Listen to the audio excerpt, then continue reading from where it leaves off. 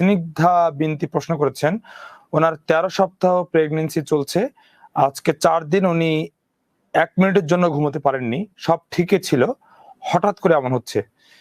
ঘুম না হওয়ার কারণে উনি অনেক দুর্বল হয়ে গেছেন।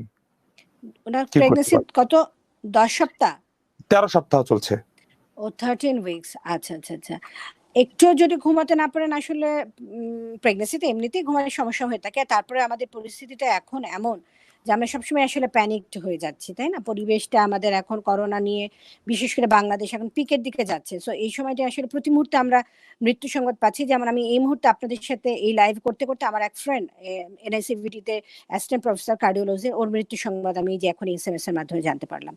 সো এই যে প্রতি মুহূর্তে আমরা মৃত্যুর আতঙ্কে আছি, তার মধ্যে একটা প্রেগন্যান্সিতে এমনি ফিজিক্যাল, মেন্টাল এবং ইমোশনাল চেঞ্জ হচ্ছে।